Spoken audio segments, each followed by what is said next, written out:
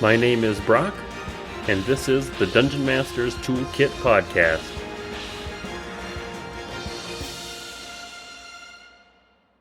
Welcome everyone. On this show I interview dungeon masters of various systems in order to get inspiration on running tabletop RPGs.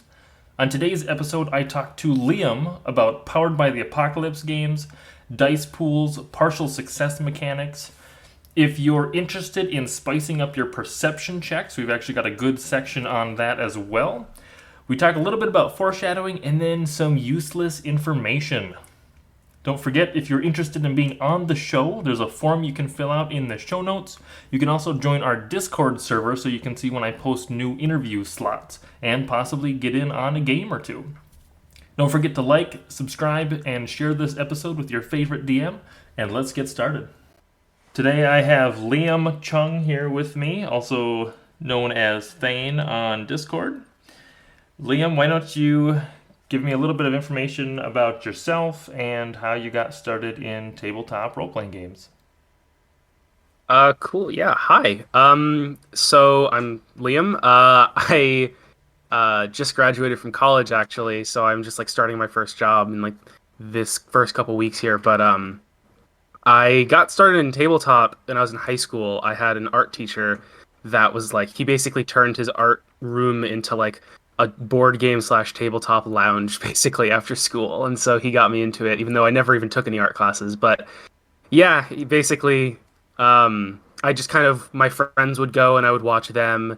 And I was like, this seems really cool. And then I ended up trying to run my own game, which, I mean, I don't even think it needs to be said, but it went horribly. But then, time after time and just practicing and reading all sorts of forum posts and Reddit and all sorts of things, I managed to figure it out. What system did you get started on then? So that's the really funny part is I started on Dungeon World. So the art teacher, his name is Sem. Sem got me, like, he's very much of the belief, like trying out all sorts of systems. And so that's kind of how I got started, trying out all sorts of different systems. And so I didn't really know how it worked. And I was running Dungeon World for like a couple of friends that weren't even in like the board game tabletop club. So It was just some random friends that I had, and they had no idea how it worked. I was like, yeah, I think I know how it works. And I basically tried to run a Powered by the Apocalypse game like it was D&D.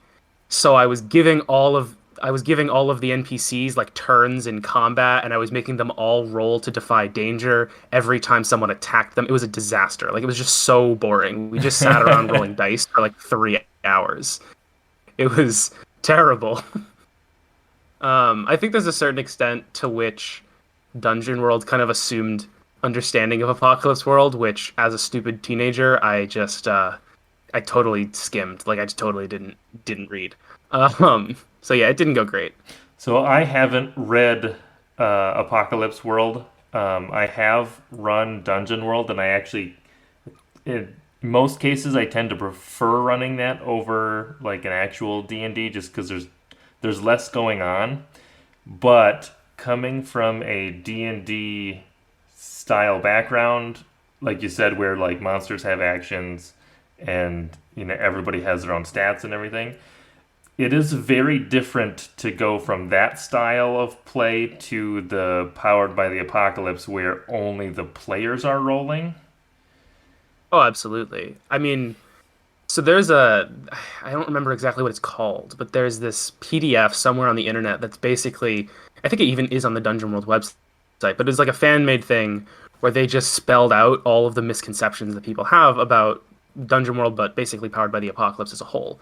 And it's not official content, so I didn't read it, but it kind of made a good case for it, and that was when I kind of got on board, even though I started in Dungeon World, and I left for a while because I was like, this made no sense, and it kind of sucked. And I tried a bunch of other systems, and then it was going better with those. And then I came back and read that PDF, and I was like, oh, this makes so much more sense, because the game is focused on the players, and so it's about, it's about being cinematic and about like focusing on what's happening to them. It makes a lot more sense once, you read all the supplementary content, which is not great for a game. It should like ideally all be in the book, but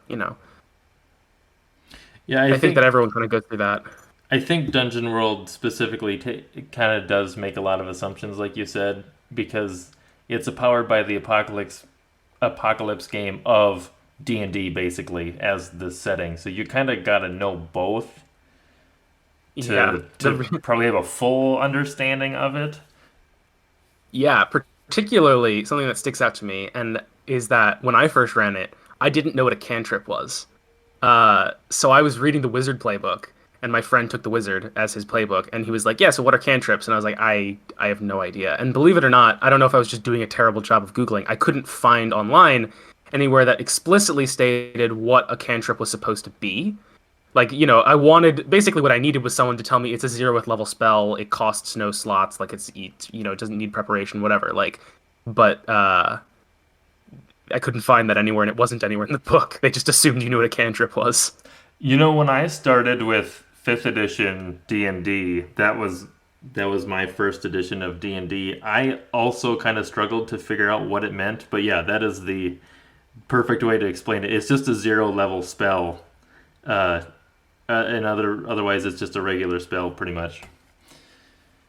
Yeah, I mean, it was. I think I don't know. I'm to some extent I'm annoyed, not annoyed, but I also like totally see, what the journey was, and I know I kind of had to go through some sort of journey where the first time I ran a game it was going to be terrible. So I'm just kind of mad because now those friends of mine are probably never going to play tabletop games again because the one that they played was not fun. Bummer. You'll have to find another setting or something that really piques their interest. True, yeah. And it's I think for a while, for like a good while, I had never played D&D. Like I think I started when I was in 10th grade, and I don't think I played D&D until my first year in college. It was almost like a point of like shame that I was too embarrassed to say that I'd never played D&D, so I just never brought it up. But I was out, exploring all sorts of different systems, and so D&D was very uncommon. Whereas now I have a very stable group that I play with, and so we kind of default to D&D when we have nothing else going on because we all know the system pretty perfectly. Yep. And is that 5th edition? But yeah, that's 5th edition. I've actually, well, I guess I've played Star Wars, which I think is like 3.5, right? Which Star Wars one? It's a good question. I just recall one of my friends saying that it was very similar to 3.5. It has a big picture of Darth Vader on the front. I'm not really sure. Sorry. There's a couple Star Wars systems. I know that there's like a 5th edition Star Wars hack, like total conversion, taking the 5e rule set and basically turning that all into Star Wars stuff. There's another one. It's like Star Wars D6 or something. No, it's a D20 system. Or is it's that called one D20? Saga. It's Saga Edition is what it's called. Saga. It's pretty good. I mean, I like it. It's fun. We've only ever actually played it as Sith, which is pretty fun. But yeah, Sith are like bounty hunters. I have not played the Saga edition, but I do have the Fantasy Flight Star Wars role-playing games. So their custom dice pool mechanic, basically, which I like, and I'm trying to get a group of friends to play in a consistent campaign with me right now, but that scheduling is hard. Yeah. So, do you like dice pool? I do really like dice pool mechanics. Interesting. Okay. So is that your favorite kind of die type, I guess? Like resolution system.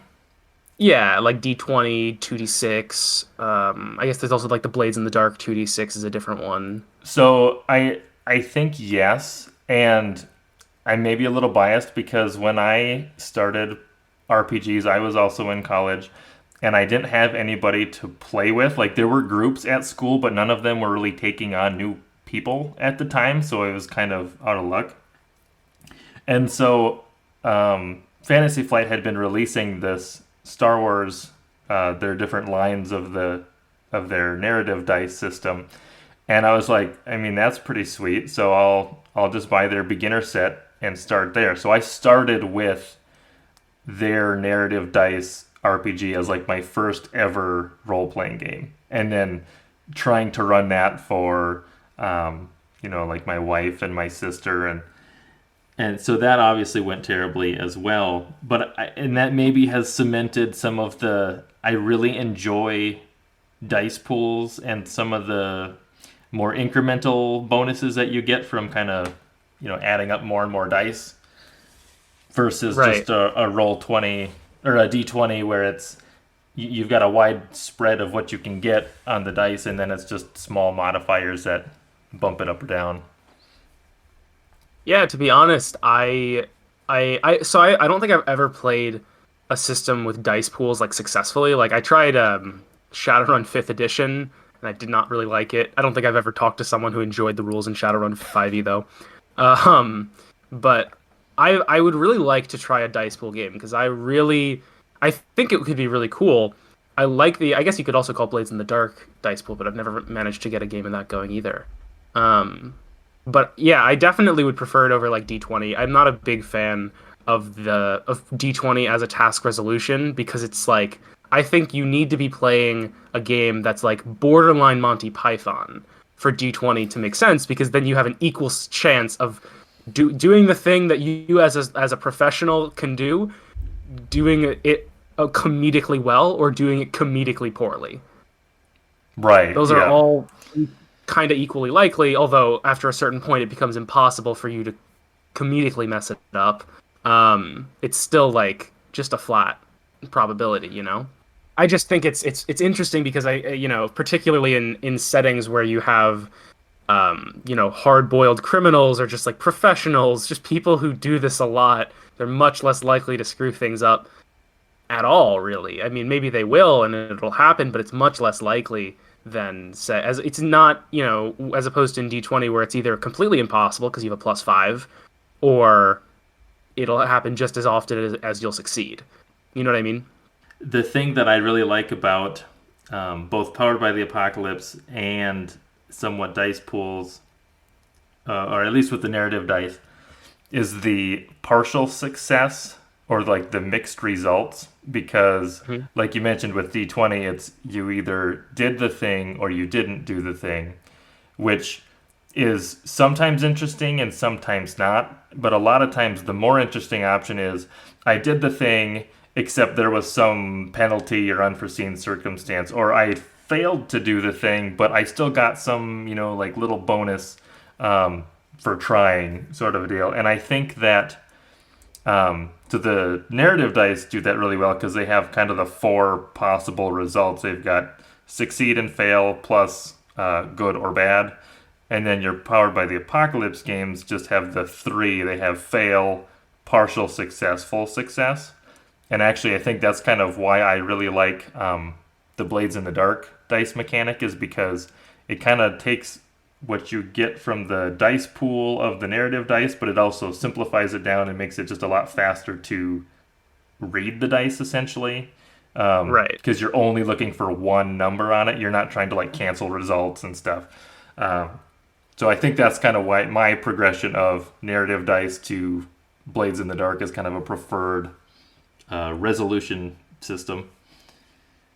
That's fair. Yeah, I can definitely see the place that I really would like to run Blades in the Dark, particularly because I just finished like 2 playthroughs of Dishonored, so it's just like on my mind, that kind of setting. It's such a cool excuse me. It's such a cool setting that I'm really hoping that I can kind of sell it to my group maybe like in the next month or so to get me to run a Blades in the Dark. Well, and I know that setting is largely inspired by the Dishonored game. Yeah, with There's other influences, obviously, but it's funny how how much they admit to it, in the sense that I think that the name of the city or the name of the place in Blades in the Dark is Duskval, as opposed to Dunwall in Dishonored. right, you're walking a pretty close line there. Yeah, exactly. But actually, as you mentioned the mixed success, it's kind of funny because that comes up a lot in discussion that I see around Powered by the Apocalypse. And it's one of those things where when people talk about it in my head, I kind of forget that that's not a thing that everyone does, because I started on Dungeon World. So in my head, that's built in. And I very often am fudging dice rolls pretty constantly if I'm DMing like D&D. Because if the difficulty was like a 15 and they rolled a 14, then I'll basically treat it as they got a 7 to 9. That's what'll happen. Right. Because I want the story to move forward. Like I want them to see the thing I wanted. I want them to pass the perception check, but I'll give them something bad happening.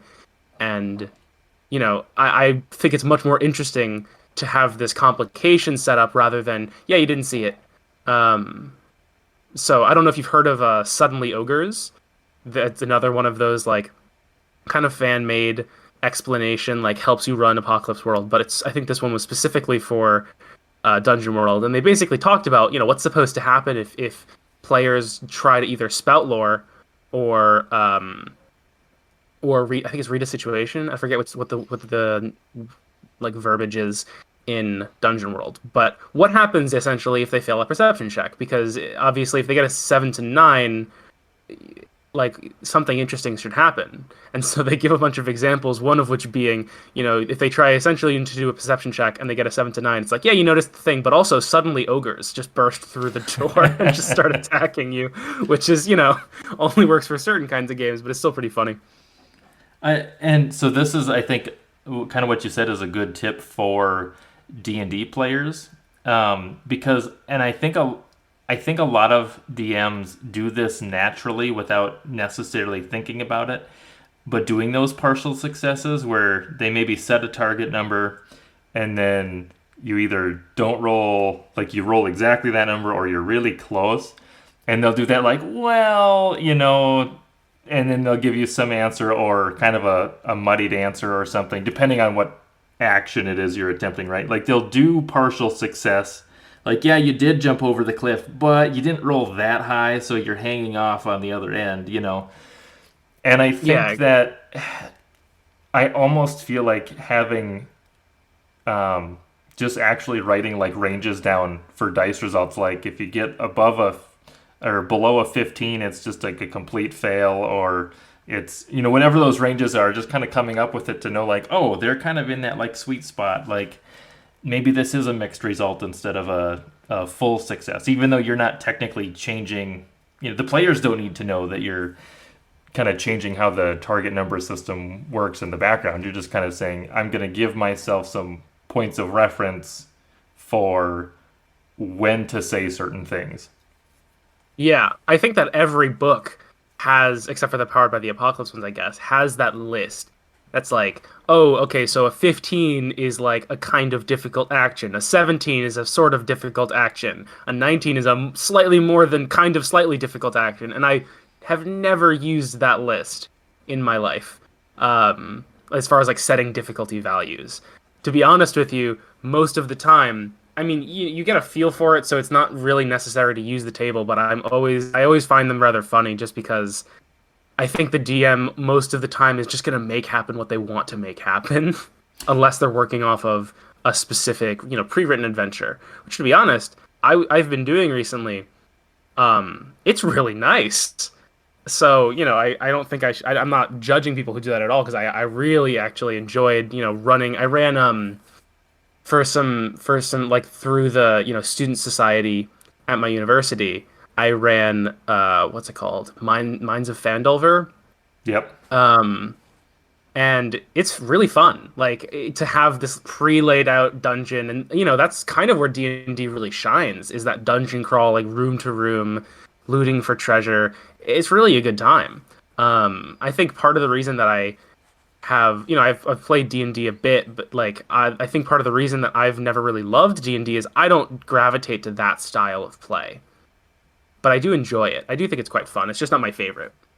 So when you're running D&D and you're setting those target numbers and stuff, well, I guess that is the question. Are you setting target numbers, or are you just kind of have like a list in your head of like, this general area is success versus partial?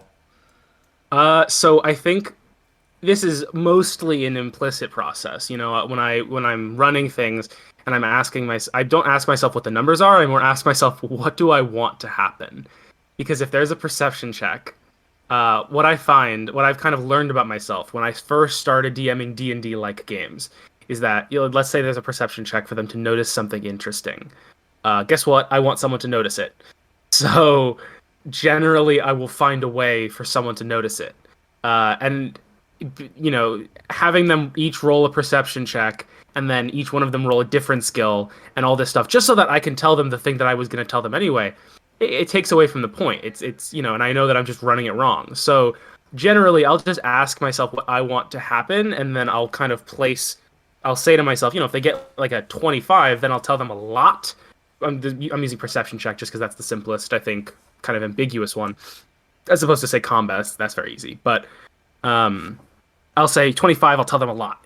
15 or below, I'll tell them very, very vague information. But I want them to know something's there, especially with things like traps. You never just want to be like, yep, then you fell in a hole. Like, you need to telegraph something. And I find that to be the case, especially with story, too. Like, you need to telegraph any sorts of twists that are coming. Otherwise, it just feels cheap. Movies and books foreshadow all the time, and you just never connect to the dots usually until you've watched it a second time, and you're like, oh, they mentioned this. That totally happens in like 10 minutes. Exactly. I'm trying to get to a place, and I'm not there yet personally. Like, I'm still in a place where I think when I say something, my players know it's important, and I'm trying. And I think you've talked about this on the podcast before. Like, I'm trying to get to a place that I can just. I think you talked about this with particularly magic items, but I think it's the case for descriptions as well. Because obviously DMs are living and dying by how good their descriptive abilities are. I think you need to be able to describe a situation and give a bunch of useless information because it makes the world feel more realized. It makes, if you note that there's just like some plants growing out of the pavement and there's nothing to it, there's just plants growing out of the pavement. I think that will, first of all, give you as DM a lot more room to foreshadow without making things obvious, and it makes the world feel more realized. Right, because they're not going to nitpick like, oh, I cast detect magic on the plants. Or if they do, you sit them down and be like, guys, please. I've had to have one of those conversations before, and my players are always really good sports about it, because they're also all DMs. Like, we all DM in very different styles, but we are all DMs. So if something is happening that I'm like, please stop it, then usually it'll be fine. I really like your approach to the perception check, because a lot of times I see it as like, oh, you don't notice anything, which isn't interesting and halts the story. But just to say, like, if you roll really high, you get a ton of information, and if you roll low, you still find out about it. It might be kind of muddied information, or it might not be all. You might need to do more digging to flesh out the information. Exactly. I know I saw a tip on Reddit like yesterday, I think, and they just said if there's something like a perception check or whatever, if there's some piece of information that your players need to know in order for the story to continue on, don't hide it behind a check that they can fail, because it doesn't actually help anything. Yeah, which exactly. Is exactly what you're saying now. So I also think, it's something that I don't have the answer for this one. I would actually love to see if you have some thoughts, because something that I've always wanted to do, and something that is brought up in that Suddenly Ogres PDF that I mentioned, is if they fail a perception check, give them incorrect information. And one of my favorite things to do when you're dealing with a perception check in any system, basically, if they get that mixed success, usually what I'll do, or I'll try to do, is I'll give them fundamentally the correct information, but I'll give them incorrect details. But if they fully fail, and so like in the mixed success, they don't know what's true and what's not. They just know that's what they have, and they should have something in there is true. But if they get a 2, and I tell them something, they know it's wrong. And in a sense, I'm actually giving them information because I'm telling them what it's not. And so I would love to figure out some way that part of that is just having an agreement with your players that they'll role play as if that's actually what they thought. But to me, the only way that can be fixed is if you're rolling for your players, and obviously that's no fun.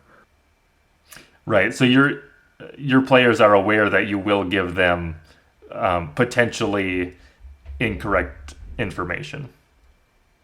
Yeah, I try to make that telegraphed, especially because, and what my current solution is to kind of just trust them, is to just say, like, here's what you think you know, because we both know you failed. We both saw the dice. Your character doesn't know that they failed. They think they saw this, and it's the wrong thing. And so I'll also, like I said, mix in incorrect details when it comes to a 7 to 9 kind of situation in Dungeon World, but in any system, if they rolled like right below the what the difficulty was, if there's a specific one that was planned, because that's what I've been doing with, say, like Fandelver, is if there's a perception check and I want them to notice it, because I want them to engage with all the content, because it's all really cool. I think the writing in that story is pretty solid, and all the stuff to engage with is really interesting. So I'll often just tell them things and switch up the details depending on how well they roll. Yeah, I don't think I've heard other people doing that, or at least not that I've read. So I think that's a pretty cool way to approach perception checks, in a way that they still get to roll, they still get the information, but it also gives them a little bit of mystery, even if they know that it might not be 100%. I mean, they may not know what pieces are wrong about it still. So the players themselves know that something's not all there, but they don't know what exactly. Yeah. There's also a piece of this with I don't know if you're familiar with Torg Eternity. No, I'm not. It's a system that's like from the 90s, but it actually just got like a re-release by Ulysses Spiel, like I would say a year ago. It's really fun. I recommend it. It's very it's a good time. It's one of those games that I love because it really presents an interesting challenge to the DM, which is, so basically Torg, I think that Torg stands for like the other role-playing game, like it was a placeholder name and then they just kept it. But basically the situation is that you have Earth, and it's kind of basically our normal Earth, maybe a little bit more like Indiana Jones Earth, where there's like cultists and Bigfoot definitely exists and things like that, but it's basically Earth. And then Earth gets invaded by other realities, and the other realities kind of take over parts of the world. So for example, there's like the living land, which is there's dinosaur people and really big scary dinosaurs running around, and it's just complete forest and like lizard men running around in North America. And then there's Isle, which is like classic fantasy. There's dwarves and elves and dragons and stuff, and that's all in England.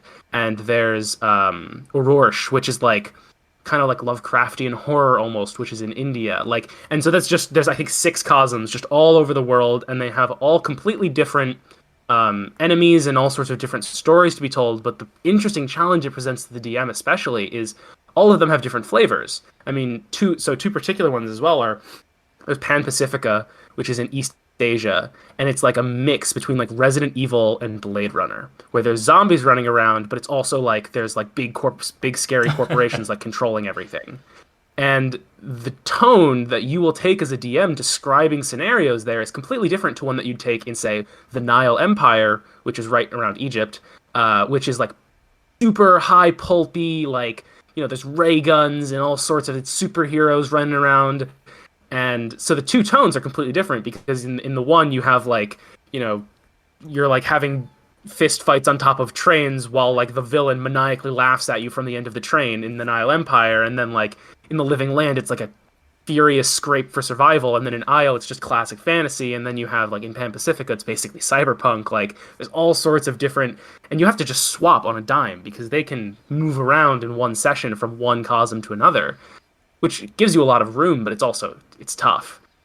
Sorry, that's I just got really excited about that. But the reason I brought that up is Torg also presents a lot of tools for making that sort of stuff happen, making those sort of turns happen. Like they have cards that you hand out to your players that they can use, to alter their roles and things like that. And what the cards do are different depending on the cosm that you're in. So to reinforce, like in the Nile Empire, you can have like the villain, the players can get a card, which if they're presented with like a big bad with a villain, they can play a card that will cause the villain to stop whatever they're doing and start monologuing, no matter what, which I think is hilarious. And if you're in Pan Pacifica, you can like get get more cards, draw 3 cards, play this card, and someone will betray you, because Pan Pacifica is supposed to be all about like people just stabbing each other in the back. And so it reinforces each of the settings individually, which I think is really cool.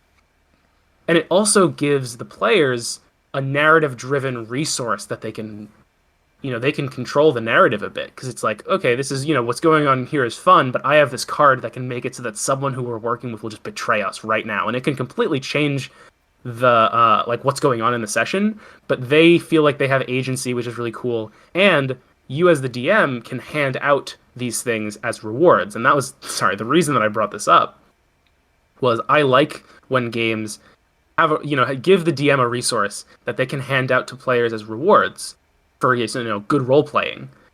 So when I was running Torg with my group, one of the other resources that you get are called possibilities, which are tokens that are kind of like inspiration in D&D, but there's more going on. They have an expanded role to play, but you're encouraged to actively hand them out for like good role play and things like that. And I love it when systems give you that sort of currency that you can encourage good role playing from your players. I really like that. The book sounds like a lot, but it also sounds really cool in the way that you described it. And those cards that you mentioned, like to be betrayed or whatever, does the DM, like when they're handing them out, do they know, like, I'm handing you a card that says somebody will betray you on it? Or is it just kind of a generic, and then it just depends on what setting they're in? So I don't know if they recommend what they recommend as far as like if the DM should know, but we agreed that for my sanity, I should know what kinds of things were on the table to just occur. So it depends on the setting which of the cards you're going to get. I think I might have misunderstood your question. Were you asking like which does it depend what cards they're going to get on which setting they're in? Right. Well, so does the card say specifically on it, like, betrayal or something like that? And then, like, there are different variations depending on where you're at? Oh, I see what you mean. So, no. Kind of. So there's generic cards, which are just, kind of more or less filler cards, but they'll do things like add 3 to a roll and things like that. And then there's very specific cards that are for, if you enter this realm, if you enter the Nile Empire, then each of you draws 1 Nile Empire card, and all of the Nile Empire cards have on them one thing that'll happen often in the Nile Empire that the players can then play to be like, this happens now. Which, like I mentioned, was things like the villain will stop whatever they're doing and start monologuing.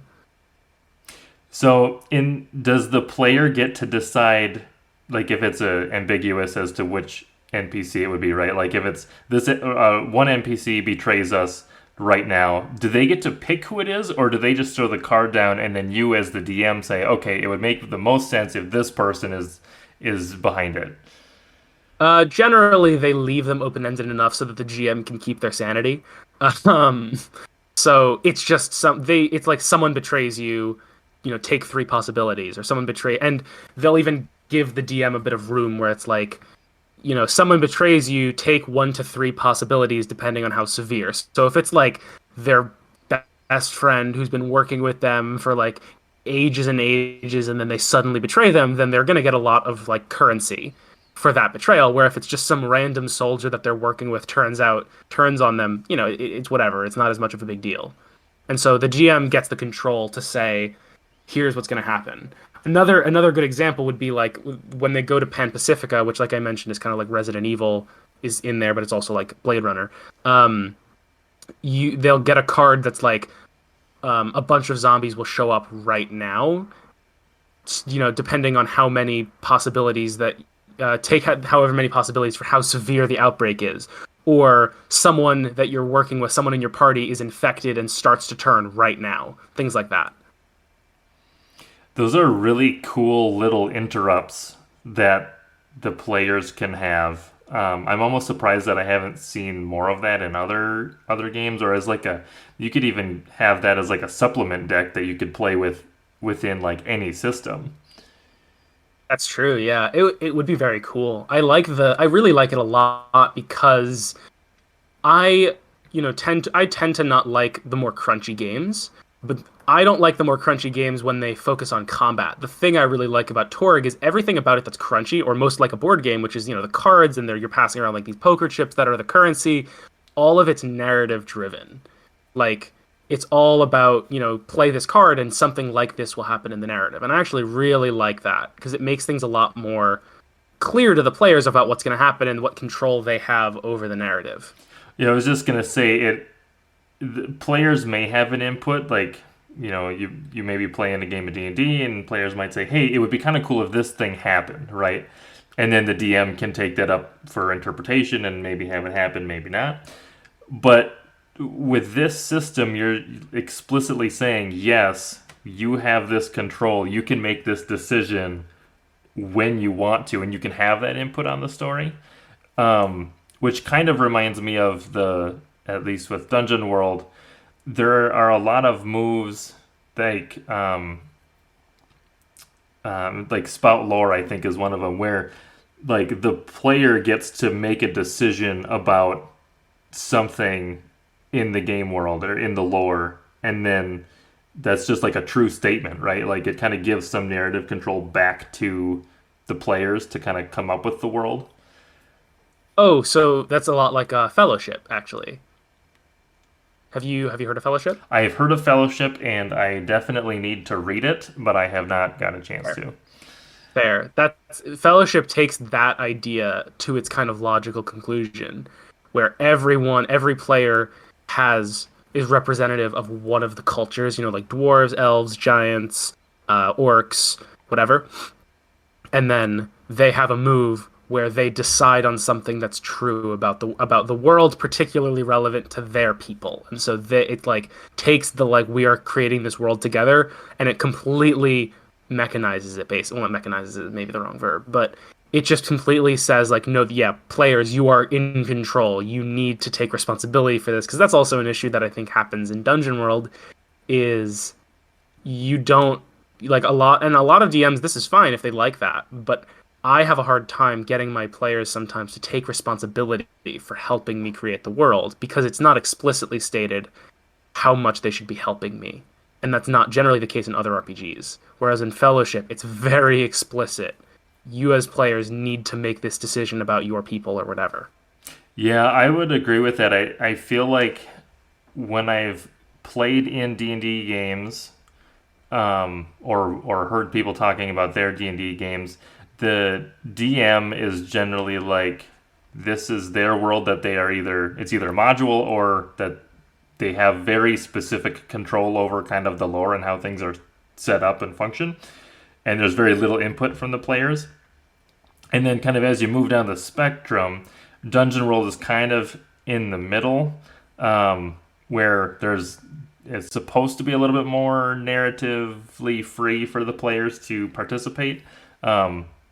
One issue that I've run into there is it really depends on your group, because the group that I have that plays Dungeon World, that I run Dungeon World for, I think they're more on the lines of they would rather experience kind of the story or experience the setting and not necessarily have as much responsibility, or they maybe feel like if they're coming up with stuff, they feel like they're kind of cheating in a way because they get to decide things and they feel like they shouldn't have that kind of control.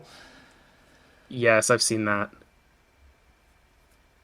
I don't know exactly how you fix that, or if it may just be it may not be something to be fixed. It may just be player preference, right?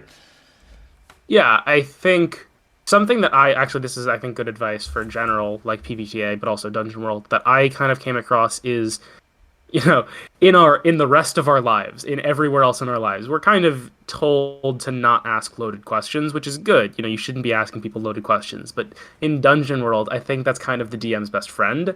And that's how I have best managed to convince my players to take that responsibility. The examples, like, there is, in my opinion, taking it a bit too far. I don't like things like, you're in a dungeon and like your players are like opening a chest, and it's like you open the chest, you see something inside that you don't like. What is it? That's a little too far for me, although I can totally see how people would enjoy that.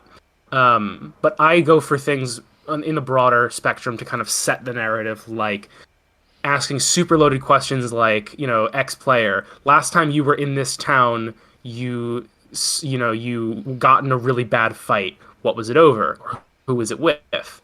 And kind of prodding them and encouraging them, and like I said, asking super loaded questions. Not just saying, "Hey, X player, what happened last time you were here?" That's way too open ended.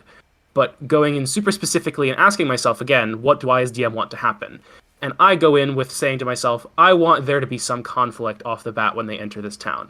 So I'm going to pick the player that I think is the most combative or the most likely to give me an interesting answer.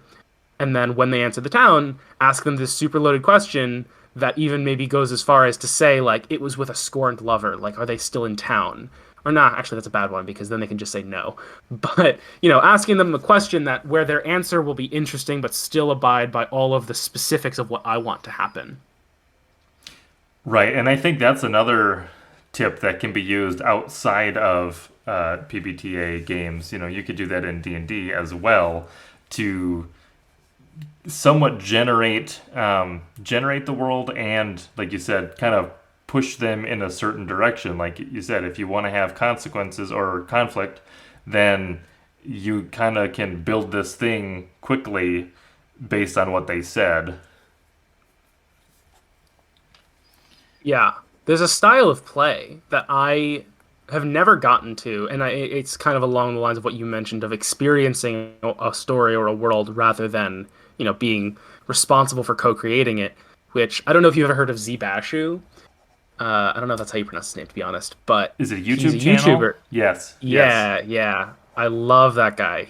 So have you seen like his video about, I forget what the video is called, but it's kind of just generic advice for DMing, and he basically says, a particular style of play I've been using a lot recently is, I think that this particular style of play is really good for introducing new people to the hobby, which is picking an established setting, something like Harry Potter or Lord of the Rings, and then playing a really simple system in that setting, something, maybe D&D if that's what everyone's down for, pick something else if that's viable and you want to do it, whatever, but picking that established setting, and then you can wiki things, and they can decide what they want to happen, and it's not too open-ended, because I have some really brilliant players I play with that I can say, what do you want to happen? And they'll tell me, and they'll come up with almost a fully fleshed out story, because like I said, we're all GMs. So they can give me that ammunition. They know that that's helpful and they'll help me out with it. But newer players, that's too much. It's too open-ended. If I ask them, even if they have an established character and we're in this city, it's still mostly poorly defined because it's kind of homebrew, and I say to them, what do you want to happen? They're going to say, I don't know. So if we're in an established setting like Lord of the Rings, they can say, like, I want to meet Bjorn. And then I can make that happen. Because they can Google it, they can wiki it, and they can decide based on their knowledge of the setting, these are the things that I want to happen.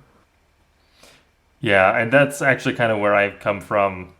Not quite that exact style of play, but definitely using established settings. Like I mentioned, the Star Wars systems.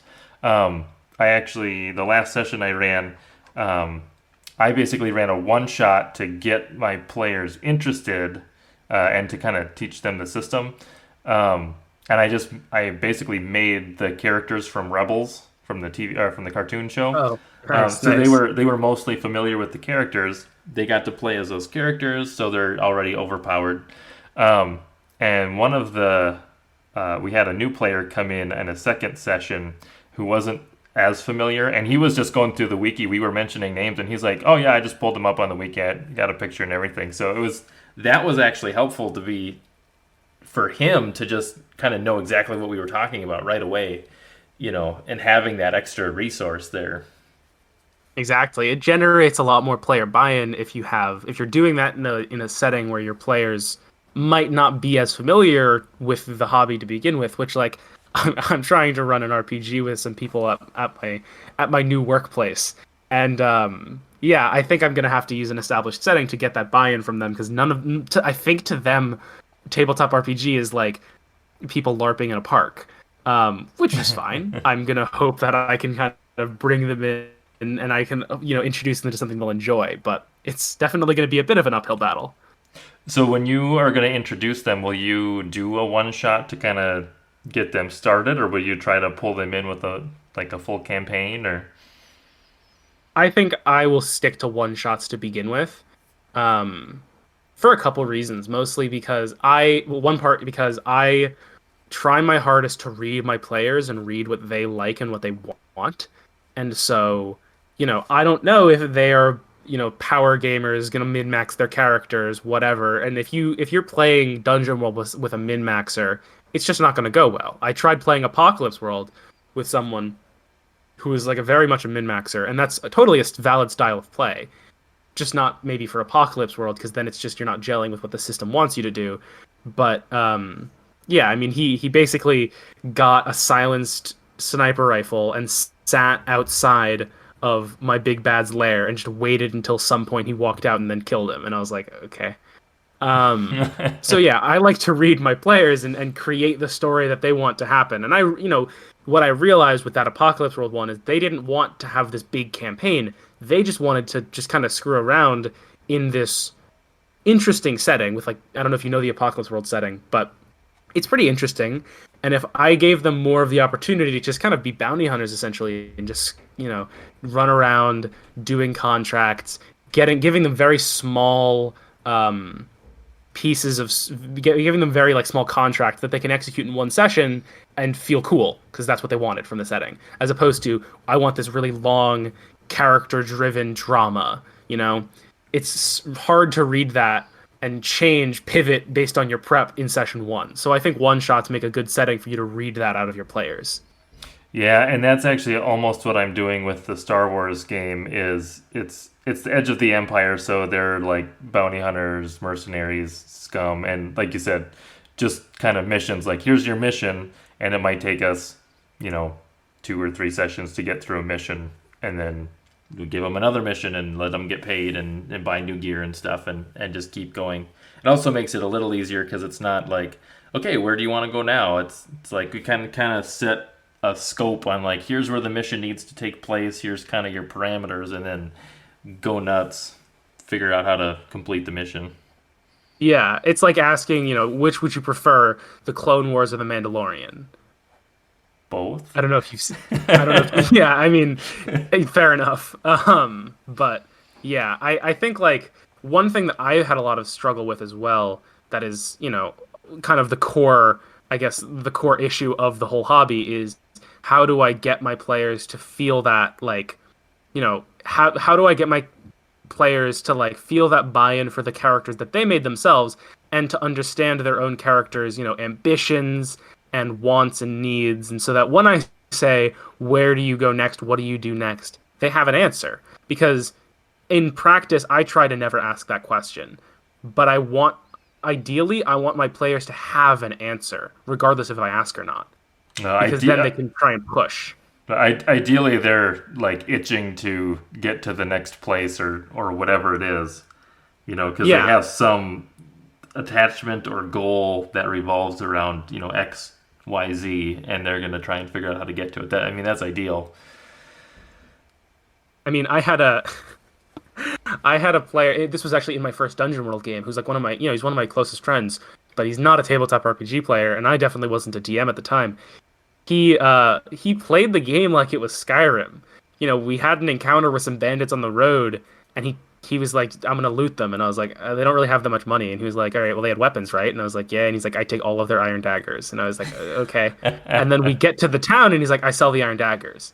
And then, I'm trying to make that interesting somehow, and we're held up. The rest of the players are like bored. We're held up trying to sell his iron dagger. It's like, in hindsight, there's a lot of things I could have done differently, but that's just someone trying to play a tabletop RPG like a video game, and well, it's just not meant for that, really. Right. That's maybe a little bit. That situation maybe would need a little just more hand waving to say, yeah, you sold them. Here's how much money you made. Yeah, exactly. Move on. I was just really hoping to. I'm struggling in my head to think, like, is he going to do this with every encounter? Like, can I discourage this somehow? Do I have to make the market crash on iron daggers? Like, what's going to happen? So, in hindsight, I think that there's a lot of ways to handle that. And one of them, honestly, that I think gets underappreciated in general, and I definitely took me a while to learn this, is the whole game is just an agreement between the DM and the players. And you need to lay out the terms of that agreement really clearly so that everyone knows what they're getting into for a lot of reasons, not the least of which being, you're not going to introduce any topics that people are uncomfortable with, but also the DM, I mean, they're doing something for the players. They should have the right to say to the players, this is the kind of game I'm trying to run. Can you help me run that game and we'll all have fun if we are all trying to play the same game? Because if we're trying to play different games, it's not going to be fun. Is that something that you talk about in like a session 0 or just ahead of Yeah, time? I always try to have one-on-one time with players at this point in my life. Like, so I mentioned that I was running I was running Fandelver with some people at my school. New people were coming into the group, and every time I sat down with them for like an hour just to say like, okay, actually, one of my players that in my more regular group that he has, I love the way he asks this question. When I sit down, and I use it now every time I sit down with a new player, I ask them, what kind of game do you want to run? Do you want it to be more like Game of Thrones or more like Monty Python? Put it on the scale between those two. And that gets a lot of what I want out of them most of the time. Because either it'll put in their heads like, oh, okay, I can answer in terms of a kind of media. For some reason, a lot of new role-playing people that I've met seem to think that referring to existing, TV shows, movies, whatever, books is taboo. Like, they shouldn't do it. And I'm like, no, that's why we're here. So tell me what TV show you're trying to play, and that will make my life a lot easier to give you that experience. I think I have always struggled whenever I build a character. I always base it off of some other character, um, whether it's from a TV series or a book or something. It's kind of a hard habit to break, honestly. Oh, absolutely. I mean, it feels almost like I think people kind of get, and I shouldn't say people. I should include myself in that. I get this idea in my head that what we're doing is basically like we're writing a book together, and so all the ideas need to be cool and original. And that's just not true. I think in my time as a player and as a DM, the more that everyone admits to what we are trying to replicate, what media we're trying to replicate, the more fun we have. Well, and I think that kind of goes to the Powered by the Apocalypse too. Most of them have very specific settings. Like even Blades in the Dark, like we mentioned, really kind of emulates that kind of Dishonored, the world and kind of the mission structure. Um, and like Monster of the Week is more Buffy the Vampire Hunter. Um, Yeah, I actually ran a game of Monster of the Week for a while, and I had my issues with it because I think it didn't gel with my style of play. That my player, and this is the same thing I mentioned, where my players were expecting this kind of longer narrative, and I was trying to run like individual little adventures, and it just didn't gel very well. Um, I never really managed to get it. You know what I mean? mhm. My players, this is like one of my main, like, or my main group pretty much. And that was the last time that we played Powered by the Apocalypse. And now it's going to be hard to convince them to play again. Because I don't think I did a very good job with Monster of the Week. And it's definitely not my favorite, of the Powered by the Apocalypse games that I at least like read. I really I have like such a ridiculous collection of PDFs on my laptop of all these different RPGs that I want to try so badly, especially ones that I got from like basically the Humble Bundle of RPGs. I don't know if you've heard of Bundle of Holding. I think I've heard of it briefly, but I've never looked into it, so I maybe should or shouldn't. Well, yeah, exactly. It's really cool. I like it. It's very similar to Humble Bundle where it's like they'll, every month or two they'll pick an RPG and do a package deal where it's like donate, $10 and you'll get the base game and one extra one extra expansion. If it's $25 or more, you'll get, I'm making up numbers, but like, donate $25 or more and you'll get the base game and all of the expansions, which is like 15 PDFs. Like, it's great, but then I collect all these systems that I never play. Yeah, I've definitely already have a massive list of PDFs that I've probably skimmed and then never fully read them either, let alone play. Are there specific games or RPGs that you like really want to run and haven't yet? Yeah, I mean, so there's two that come to mind. Three that come to mind. One is Blades in the Dark. I've just heard such good things about it, and I love Powered by the Apocalypse, so it really just seems up. And I'm also, just finished Dishonored. Like, it's right up my alley. You know what I mean? So I would love to run it. The other two, slightly more interesting. One is Troika. Have you heard of Troika? Yes, it was mentioned on one of the other podcasts. Oh, okay, I'm not caught up. Um, it was I have they got through Bundle of Holding. I got all the PDFs, but the thing about Troika that's crazy, I don't know how much it was talked about, is just there's like almost no setting laid out, but there's also so much laid out in like character descriptions and whatnot. It's so abstract and so hard to get a grip on. And I ran it for like my friends because being great friends, it was my birthday and they were like, we'll let you run an RPG session with us. So I ran a game of Troika and it went fine, but I don't think I managed to really like understand how I should have been running it. Because they don't really hold your hand at all. They just present you with all this absurdly beautiful art and cool content and then just don't really give you much advice on how to run it. But yeah, and then the last one is probably Fading Suns, which is my all-time favorite RPG setting. I don't know if you've heard of that one or not. I have not heard of that one. So it's basically Dune with the serial numbers filed off. Got it. And it's a very old game. I would say it goes back to the 90s, and they just released a new edition. And it's just such a cool setting. I mean, it's similar to Blades in the Dark, where it's like, with Dune, you have what is it? You have the Hawkwood, the Atreides, which is like the Hawkwoods. You have like the You have the Harkonnens, which is like the Decados. Like they just perfectly line up all of the noble houses to the ones in Dune, but then it expands outwards, dealing with the church, and there's also like the Merchants Guild and all these things. And I just love the setting. It's like probably my favorite, but I've never gotten a group to care about the setting, because every time that I suggest it to my main group, they're like, that sounds like bad Warhammer 40k, let's just play that instead. And I mean, I like Warhammer 40k, but it's not the same at all. But yeah, so I'm hoping one day I can get a group to care about that setting and I can run it, but not yet. Yeah, it's tough if you don't have the buy-in on the setting, for sure, because that's a massive part of the enjoyment, is that everybody likes what you're playing in.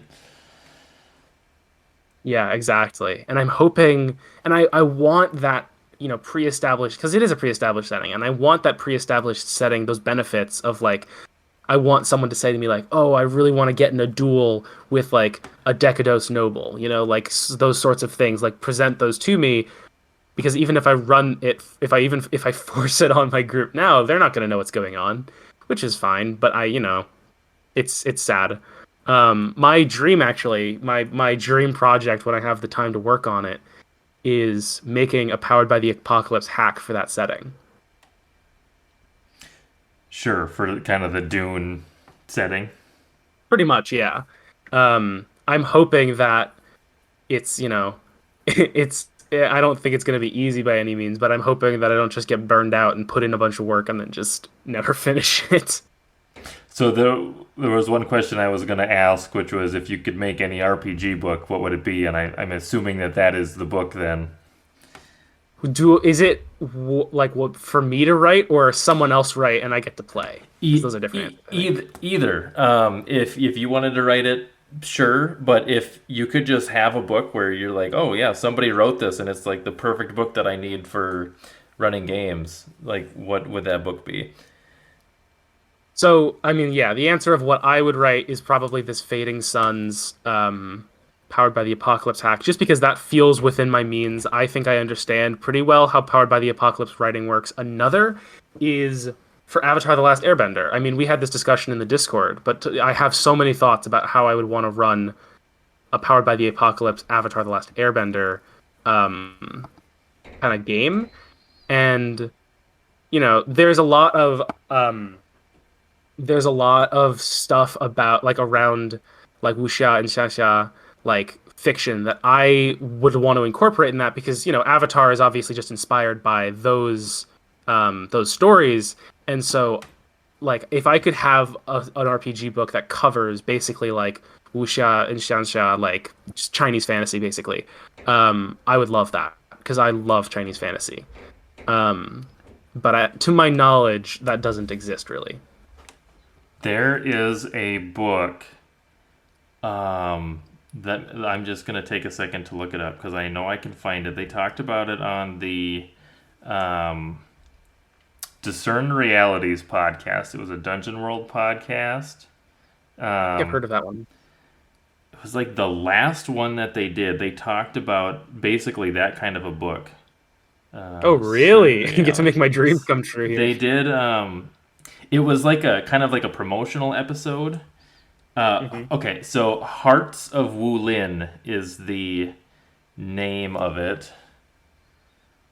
Nice. And I can send you a link to their actual podcast episode. That'd be great. I'm just gonna try to look up the book quick. I assume it's on Drive-Thru RPG, probably. Oh, it's Powered by the Apocalypse? Looks like it was on Kickstarter. I mean, this was a while back because they haven't done their podcast for a while. This was... Oh, hold on a second. So Hearts of Wulin, there is a... Last updated in May of this year. Oh, wow. Is this still going? Pre-order.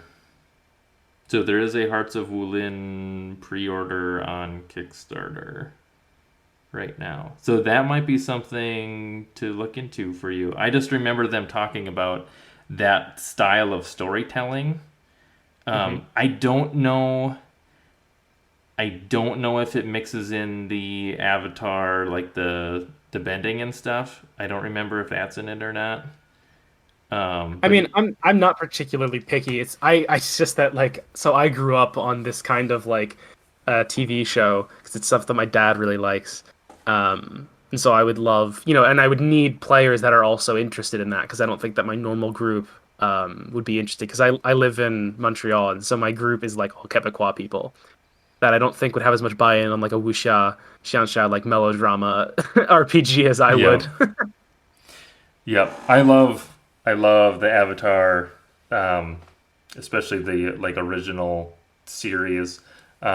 Very good storytelling, and I think when I pull from that a lot in my D&D stuff or my Dungeon World stuff, but it's less of maybe the actual storytelling aspects of it and more of the like here are some places and some people with really weird abilities about bending elements, that they maybe use in a way that you weren't expecting, to throw the players off a little bit. But like one of the last ones I ran, we were basically in Ba Sing Se, and I had the like secret police and stuff after them because those are such cool enemies with their like stone gauntlets and stuff. Yeah, they're really cool. Something that I always wanted out of like the Avatar setting that was never quite there for me, and to be clear, Avatar: The Last Airbender is like probably at least top 3 favorite TV shows. I love it so much. But something that, and it's a kid's show still, and I grew up on it. So it's, but there's pieces of it that are a bit, I guess, I don't know, like maybe just simple, like the fact that, you're either born being a bender or you're not a bender. And if you are born a bender, bending is not like there's not a lot of we don't witness a lot of people struggling to learn how to bend. And that's fair enough. And I know they expanded on that in Korra, but I always wanted them to like have this whole idea of like you need to like connect to the center, like you need to connect to the culture that's based around the bending, such as like, when Aang has to behave more like an earthbender when he needs to learn earthbending. I always wanted that to be like the way that people learn bending. Because it would have made a really interesting thing for Aang, and it would have made it more interesting as a setting, I think, but also obviously a lot more complicated. So, Yeah, yeah. Well, and it kind of makes sense for him since nobody else has multiple elements, so maybe more of a challenge for him. But yeah, that I do agree with that idea. I think the thing that I really liked about, well, one, the characters were really fleshed out, but just the amount of thought they put into, like, if there was a city of earthbenders, like their whole infrastructure would be different than waterbenders or firebenders, right? Like all of their technology is very different, but in a way that makes sense to the setting. yeah, It's not like they just absolutely. dropped in like regular villages and just didn't even think about it, right? It's just regular kind of medieval towns, except some people can control the elements. Like they really thought about the consequences of what having a large portion of the population being able to do that would do to like their economy and their cities and everything. I always aspire to have that level of, thinking off screen, I guess is the way to put it in Dungeon World terms.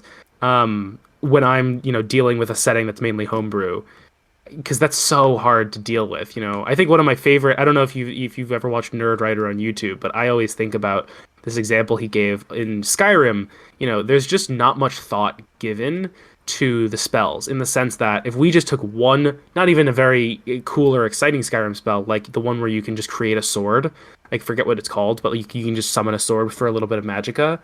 Like if you really consider what that spell would do in a world, it changes everything. Because blacksmiths pretty much go out of business. It's like a first level spell, so like pretty much every single person will be taught how to use it, and everyone's going to be using those magical swords. It changes the entire layout of the entire world, but they just leave it as a generic fantasy and then toss all these spells on top. Whereas on the other hand, you have like Death Stranding, which I haven't played Death Stranding, but he talks about in his video how they have the Timefall, which is the rain that ages things, and that it's really well thought out in the sense that first of all you have, of course, it's a threat, but it's not just a threat. You also have people out there, like you come across this brewery where they just leave their like beer or wine or whatever in vats out overnight, and if it rains on it, you have 500-year-old whiskey overnight. You know what I mean? It's incredible. Right, they're using the mechanics of the world. And really asking like, okay, what happens now? Like, what are the consequences? Right. Yeah, that is definitely one of the big things I appreciated from Avatar. Yeah, that's tough as a DM to think about all of the consequences of your world and things inside of it. Yeah, I think that there's one way in which it's very different, like art tabletop from TV shows or movies that I've also come to grips with recently is, in movies and TV shows, like we were saying, they'll often foreshadow things in such a way that you'll only notice it on the repeat, right? And it's hard to make your players remember things because they're only going to see it once. And so one way in which I've kind of come to accept that it's just different is that if you're going to show a consequence, you need to make it clear that it would have been different if they'd done something else. And I think that Blades in the Dark, like from what I've read, has a good system for that of like the reaction phase where you can actually there's literally mechanically a way for the players to watch their effects of their actions on the world. Whereas in something like Dungeon World, it's more free form. You just need to show it as they go. But what I've come to do more is really clearly lay out how things would be different if they hadn't done exactly what they'd done. Because then it makes them appreciate that I am actually doing something. If I didn't tell them that, they might not know that it wouldn't be exactly like that if they hadn't done what they'd done. You know what I mean? Sure. Do you have an example that you could give of that? Sure. So, I mean, let me think. So I think Fandelver is a good example. I recently did this for people who aren't familiar with the story, there's a part where, you come to the town of Phandalin and there's these bandits harassing the town. And basically the players ended up going to the hideout and, trying to like take them down or whatever. And in the hideout, they find this woman and her daughter and son who are captured and were going to be sold into slavery. They decide to free them. And there is like in the book it is written that she can tell you guys like, here's, I can't pay you, but here's where you can find like a family heirloom of mine that's very valuable. And I wanted to show to them, they go on and they go and finish the rest of the dungeon. I wanted to show to them that decision had an impact on the world. And so, when they return to the town, I have her being friends with all of the NPCs that they've already become familiar with, and all of the NPCs are like specifically thanking them for saving their friend and saying like, I never thought I would see her again. I was so worried about her. And really telling them like, you have made a difference by doing this, and all of the people clearly like you more now that you've done this thing. I wanted them to feel like their actions had consequences. So that was, I guess, a small way in which I tried to make that happen. Yeah, and it's kind of inspired by Dishonored, actually, to be honest, because Dishonored also very clearly lays out what the consequences of your actions are. Yeah, and you have the different little cutscenes or the little moments that you stumble upon that are different depending on how much chaos you bring into the world. Exactly. And so we literally just passed that, and I'm gonna hope that I can show like they also ended up burning down the hideout, and so I'm gonna try and show what I still have to come up with it, but I'm gonna try and find a way that them burning down the hideout has a very tangible effect on the world very clearly. Sure. Yeah, that makes a ton of sense. Do you have an idea of what that consequence is going to be, or not yet? I had some ideas. One of them was, so I asked myself, what's going to happen? What would have happened if they'd not burned it down versus if they had? And I said to myself, well, if they hadn't burned it down and they just basically killed or made everyone else flee, then someone else moves into the house, right? It's just this big mansion out in the middle of a field that's in a very advantageous position compared to Phandalin. And so one idea was just make it clear that there's like another bandit, another like group of bandits that tried to move in after the Red Brands were kind of taken down, but they don't have a base, something like that. Sure. They don't have a cool big stronghold. They just have a really dinky campsite outside of the town, and have them complain about how they wish they could move into the mansion, but it's all burnt down. Something like that.